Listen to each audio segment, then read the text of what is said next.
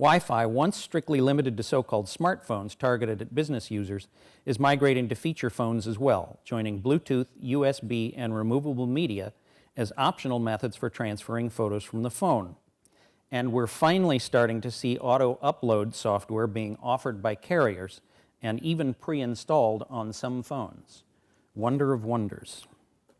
Although there's a handful of phones with optical zoom, it's still quite rare and likely to remain so for several years. Building an optical zoom module small enough, rugged enough, and cheap enough to suit handset manufacturers remains extremely challenging with today's technology. So let's look at where we expect camera phone resolution to go over the next couple of years, ignoring for the moment the 20 megapixel handset of 2012.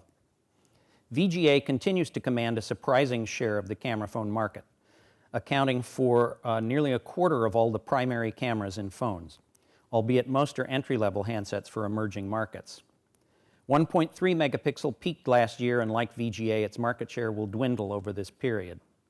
2 megapixel continues to dominate the market, but next year, 3 megapixel cameras will dominate, and by 2010, they'll constitute nearly half of all the camera phones sold. 5 megapixel and higher are less than 10% of the market this year, but by 2010, they'll account for 1/4 of all the camera phones sold. That's more than 280 million units, easily outselling standalone DSCs all by themselves.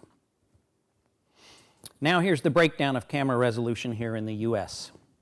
This pie chart represents all the phones offered by the top 6 carriers in the US as of 10 days ago. Of 188 different handsets, 33 have no camera at all, 31 have just a VGA camera, 58 have 1.3 megapixel, 57 2 megapixel, 8 have 3 megapixel, and just 1 has 5 megapixel.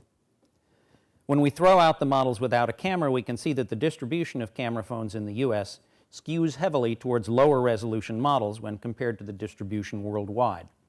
There's about the same percentage of VGA and 2 megapixel, but twice the number of 1.3 megapixel, and a third as many 3 megapixel, and 1/7 the number of 5 megapixels.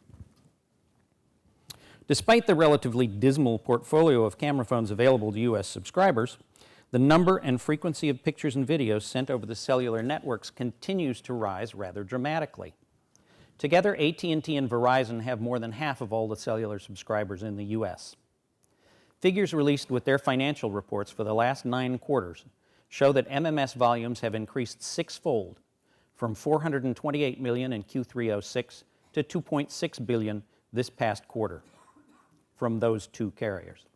And it isn't just that more people are sending pictures, it's more people are sending more pictures more often. The number of pictures and videos sent per data subscriber has nearly quadrupled, from just over 7 per quarter 2 years ago to nearly 27 per quarter today.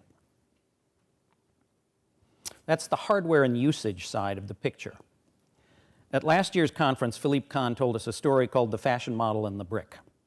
The fashion model was the Motorola Razr, which was all about hardware or mechanical innovation, while the brick was the iPhone, which is all about software innovation. One concrete illustration of the importance of good software is the unexpected popularity of the iPhone's camera function.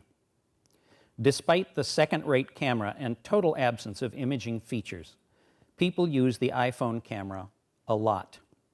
Last year, I could only offer anecdotal evidence of this, but now that observation has been validated by the market. Yahoo's photo-sharing site Flickr has a feature called Camera Finder that keeps track of what kind of cameras, camcorders, and camera phones are used to capture the pictures posted on Flickr. As the chart illustrates, more Flickr users upload photos from iPhones than from any other camera phone.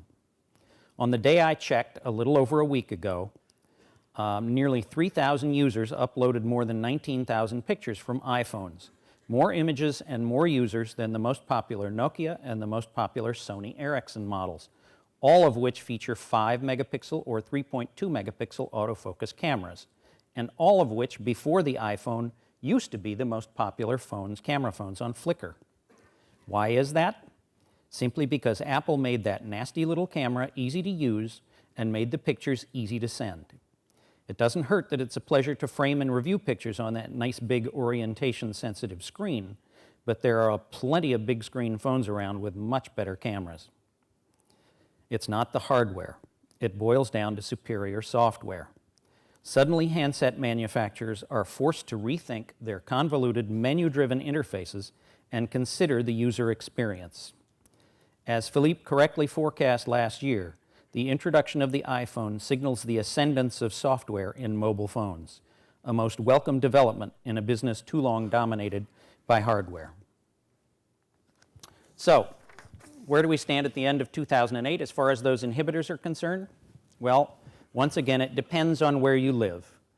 Improvement in the US market has been basically negligible over last year. Improvement elsewhere is pretty good. The bottom line is that the US still gets a B- while the rest of the world has moved up to a B or a B+. Thank you.